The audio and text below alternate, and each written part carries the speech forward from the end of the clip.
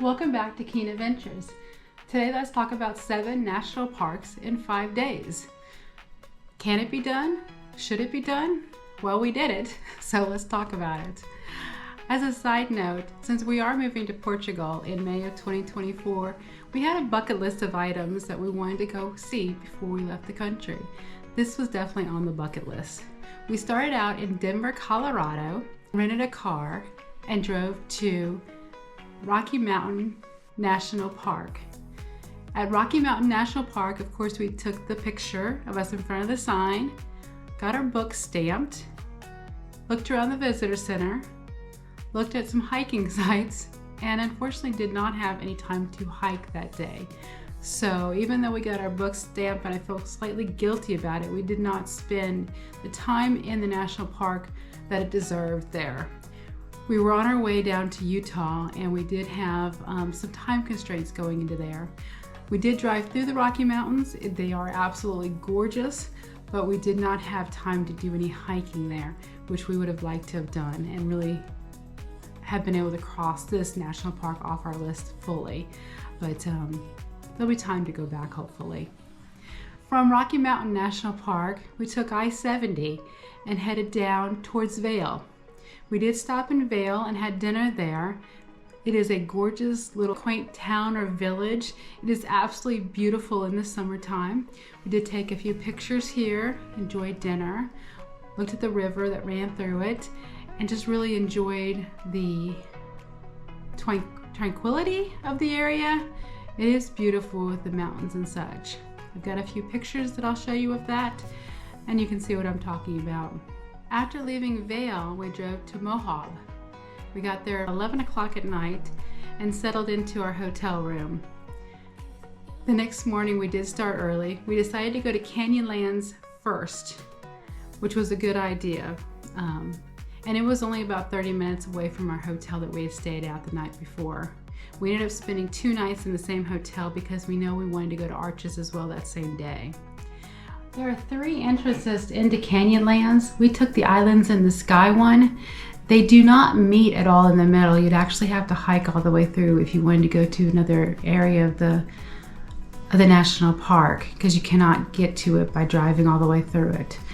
We did take several hikes there as well. I will show these all to you. We did take the rim hike. It was absolutely gorgeous.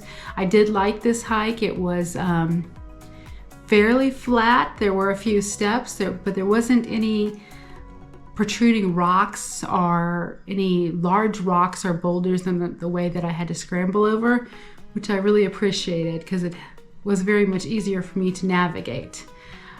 From the rim, we went to the upheaval. That hike, for me, was difficult. The upheaval dome had a lot of rocks in the way. It was not a smooth trail. I struggled a lot with it due to my eyesight. I did not enjoy it very much because of that. I don't think it was a hard hike. It just was difficult for me to navigate it. I do have some views of what we did see at the top. I wasn't all that impressed with it. The canyon rim was much more impressive than I thought this one was. After we went on that hike, we did take the short hike to the Mesa Arc, which was absolutely beautiful. That was a nice hike. It was a loop hike. We did the whole loop, and it was a beautiful, beautiful scenery there. I would definitely recommend it. We really enjoyed that. Lands and the Islands in the Sky National Park area, we drove over to Arches National Park. Arches is fairly small, and they did have a time entry. Luckily enough for us, it was after 4 p.m. since we did not have any admissions or reserved in advance, so we were able to get right in. We did drive over to the visitor center. We did get our book stamped, and we took our famous picture out in front of the sign. From there, we went over to Delicate Arch. We did not try to actually hike to Delicate Arch. It is a difficult hike is what it's marked as, with steep inclines and a rocky terrain, and I just did not feel comfortable with hiking that particular trail. We did take the other trail though, the first to the lower viewpoint of Delicate Arch, which is wheelchair accessible, and then we climbed up to the upper portion of it so we could get a better view of Delicate Arch. It is absolutely gorgeous. I wish I could have gotten closer to it, but it just didn't make any sense. So we did see it, and it is gorgeous, but you know, such is life. You can only do what you can do and be safe. We did take the scenic drive throughout the entire park. We went up to Park Avenue. The first stop we made was Park Avenue in the park. We did walk that a little bit. That is amazing. The views there are absolutely gorgeous. I was very surprised. The only thing I was actually looking forward to in Arches was Delicate Arch. So it was very surprising that we did come across Park Avenue and just the beauty of it and just how large it is. We truly enjoyed that area. We did also stop at the Balance Rock. One of them has already fallen back in 1970, I think, but the second one is still up there balancing on top. That is quite mind-blowing to see how well it balances, given all the wind that blows through there. Kind of just waiting for it to fall, I guess. Once we are done with the upper Delicate Arch viewpoint, we did come back down, take the car, and take the scenic drive up all the way up to the Devil's Garden campground area, where you could see the Devil Garden trailhead and the different arches that were up that way.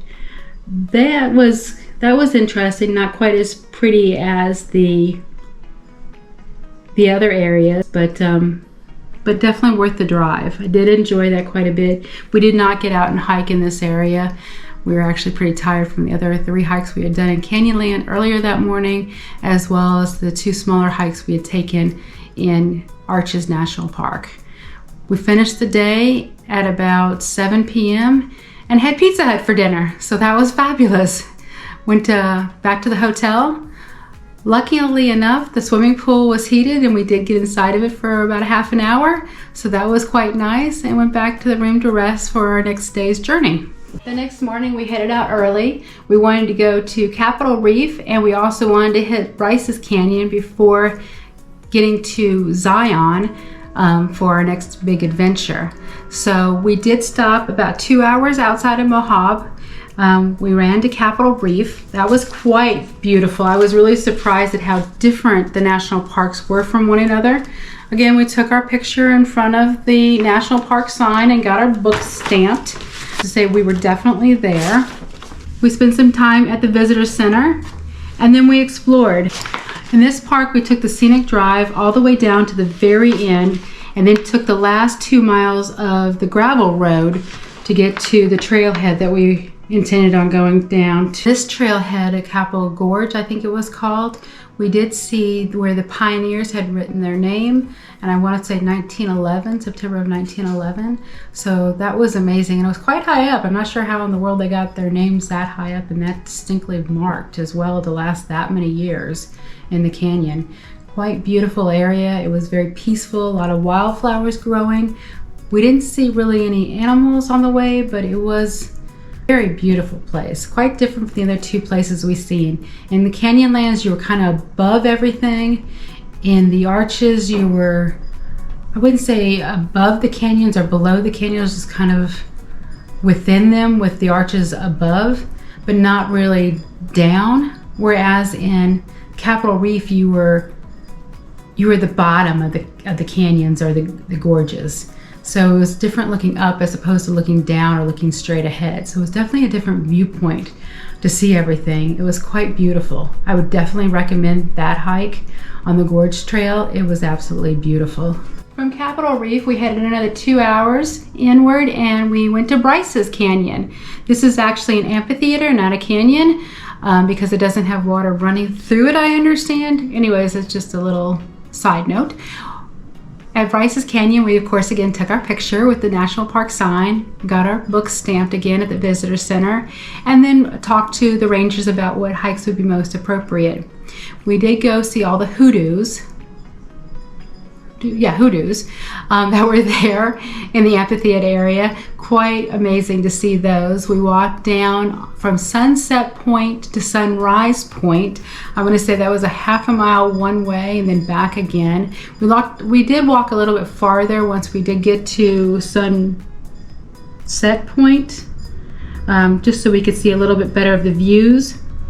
It was interesting to see because we saw Thor's Hammer, we could see Wall Street. They're quite interesting to see, the hoodoos. It was also quite interesting to see how they're farmed over time. And it was just a beautiful, beautiful scenery, without a doubt. After we took that little hike, we did head up the scenic drive a few miles to see what else there was.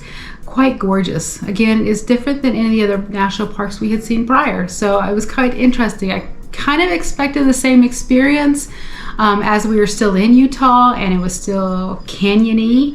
But I was surprised at how the scenery changed so much that that really was worth it to see the different parks and to really understand that they each have something different to offer.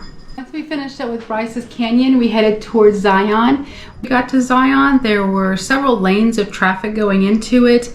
It didn't seem very organized, and the national park sign that we typically take our picture in front of was literally right in front of the entrance where you pass by to get your maps and your hiking information and such as you're going through the gate.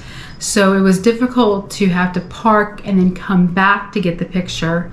Most of the national parks that we've been to, the national park sign is, I would say, about a half a mile outside of the park area, so it's easier to get the picture and then continue on. Plus there's usually a pull-off area, so you can kind of park over there where there's usually a lot of people there that sort of was taking everyone else's picture. That was not the case in Zion. Plus the sign in Zion was up high, so it made it a lot more difficult. Anyways, it's just kind of a side note, kind of frustrating. When we initially went through the gates, she did not give us our maps, our trail guides, or any of that information, which at first we were like, oh, that's fine, we'll just get them at the visitor center. However, when we got to the visitor center was beyond packed. There was no parking at all. Tim dropped me off and I wandered around for probably 20 minutes trying to figure out how to get into the entrance of the visitor center. So it wasn't for me, I think because he dropped me off the employee area, it was not. I was just so frustrated at that point.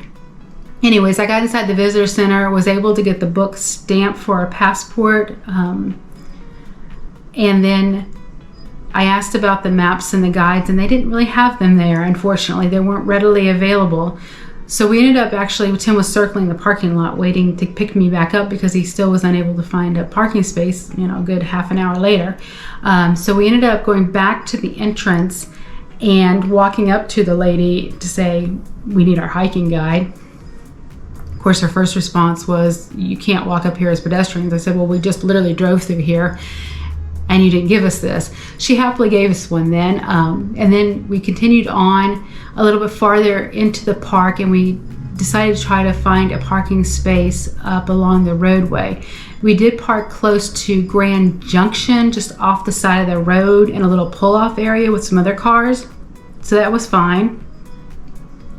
From that point down the road from Grand Junction, we walked up about a half a mile to catch the bus. And I have to say the shuttle service there was impeccable. We truly enjoyed it. It came every 5 minutes at the most. It was not overcrowded. I was really, truly surprised. It was very easy to get around the park after the initial frustration with the whole entrance that we encountered in the visitor center just being so busy. From there, our first hike was the river walk. So we went all the way up to stop number 9, which is the last stop on there, up to the Narrows. We took the river walk hike all the way up to where the Narrows started. We did not get in the water. I didn't feel comfortable getting into the water because I know it's very rocky and it's hard. I can't see as it is, so it would be very difficult for me to maneuver that area. But the river walk area was beautiful. It was very level. It was gravelly, but it didn't have any really protruding rocks, so there weren't the trip hazards that there could be on other hikes. So I really, truly enjoyed that. I wasn't looking down constantly to see that I wasn't going to trip over something. I was able to occasionally look up and truly enjoy the views of the area and stop and take some pictures. Tim was fascinated with squirrel life there, and I'll show a video of that he took several pictures of squirrels and videos of squirrels. He did get close to the water and actually touch the water. It was quite nice. Just a beautiful, beautiful walk, beautiful scenery. I would definitely recommend it, even if you're not going to go into the Narrows, that you just take that walk along the Riverwalk trailhead up to the Narrows. It's definitely worth it. I want to say it was about a mile in and a mile back, but it was something we truly enjoyed.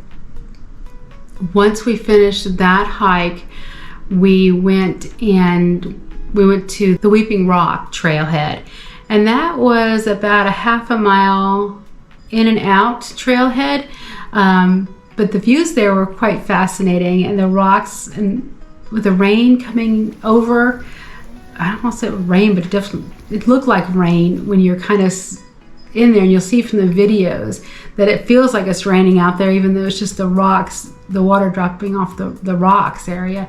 It was quite beautiful. We really enjoyed that hike as well. That was definitely interesting and definitely worth that time we took to do that. Zion was definitely my favorite of all the national parks we went to on this trip. I would definitely recommend it to anyone who wants to go, especially those two trails. I definitely enjoyed them. They were not too difficult for me to maneuver, so I would definitely recommend those two trails. From there, we stopped at, I want to say, stop number 6, I think it was, and it's the stop for Angel's Landing, but because we wanted to go to the Emerald Pools, we stopped there. The trailhead had been closed at stop number 5, which apparently is a shorter distance, and we were told we could take the Cayenne Trail up to the Emerald Pools and see those. That was a very frustrating hike for me. I did not enjoy it. I want to say it was at least a mile, maybe a mile and a half inward. We did see the middle pool. We did not see the smaller pool or the upper pool. I was kind of frustrated at that point because it was very difficult for me to maneuver. There were a lot of rocks, a lot of, I want to almost call it climbing. For anyone else who could see well, it probably it was not an issue. I mean, people were passing me by like crazy. But for me, trying to get my steady footing there, that was really difficult, and I did not enjoy that hike as much as I would have liked to have. I think if we could have taken the other trailhead from the bottom up, it's a much shorter hike and it's more level on the way. If you go that route, that would have been much more appropriate for my ability anyways. So after that, it was getting kind of late, but I did want to go up towards Scouts Landing, and I regret that we had taken the Emerald Trail path up there and not taking the path up to Scouts Landing instead. The reason being was Scouts Landing is right before you get to Angel's Landing, or that entrance to Angel's Landing, but it was we traveled it up and we almost got all the way up to Walter's Wiggles area where the 21 sharp switchbacks are. We didn't quite make it there. Tim was really getting tired, and it was a good half a mile that we walked to begin with, so we had to walk another half mile back. But I really wish we would have taken that trail instead. It was very level. It was very smooth. It was very much more enjoyable than the trail we had taken to the Emerald Pools. And it was, even though it was an incline, the incline doesn't bother me. It's the protruding rocks and the trip hazards that are really difficult for me to maneuver. So I really wish we would have done Scouts Landing and made it all the way to the top of that. If I ever go back to Zion, which I hope to do, I will definitely be doing Scouts Landing. I would really wish I could have seen it. Tim's like, the viewpoint here was probably the same viewpoint as you would have had from the Emerald Pools, and I maybe so, but maybe not. I don't know. I can't say that I now did Scouts Landing, but I did do a little portion of it. So we did hike a total of 9 miles when we were in Zion. So we really, truly did a lot of that park. We really enjoyed it. We did the easier hikes, not the more difficult ones where you're climbing around things. It was beautiful. It was 97 degrees out. I would say I didn't feel it that much. Surprisingly enough, we put our sunscreen on. We made sure we refreshed our sunscreen at least once during the daytime, and it was actually fairly breezy, so it was a nice walk. Another thing about Zion that we liked is we did have lunch there at the lodge, and it was surprising that it was so good. It was quick, And it was so inexpensive because we've been to other parks and it's usually, $15 for a sandwich and a drink. And this, for the two of us with a sandwich and a drink and chips, was only like $23 total. So it was very inexpensive, kind of surprising. We really did enjoy it though. I would definitely recommend Zion. It was definitely my most favorite park of all of them on this trip. And the next day, on our way back, we left Zion, spent the night again in whatever that small town was, another hour outside. We had woken up early because we wanted to leave fairly early. We were headed towards Death Valley. Fortunately, when we were downstairs eating breakfast for the morning that they had ready for us, the TV was on. It was saying that Death Valley was closed because of all the flooding and all the debris that was on the roadway. I didn't realize this, and I'm glad that it was on because we would have driven the 2 hours just to go to Death Valley to find out that we couldn't get in. So it would have been 8 national parks in 5 days. However, because Death Valley was closed, we did not go there. We ended up going down to Las Vegas instead and spending a few hours in a casino instead. That was fun. We did not win anything, but we had some fun. And from there, we headed over to Bakersfield to spend the night because Bakersfield is right outside of Sequoia National Park. The next morning, we got up early. I want to say at 6 a.m. and headed over to Sequoia National Park. It was about a 2-hour drive there. And we got our pictures taken in front of the National Park sign. We got our books stamped. And we inquired about the smoke. Apparently there is a slow-moving fire that was burning through the area, and it was extremely smoky.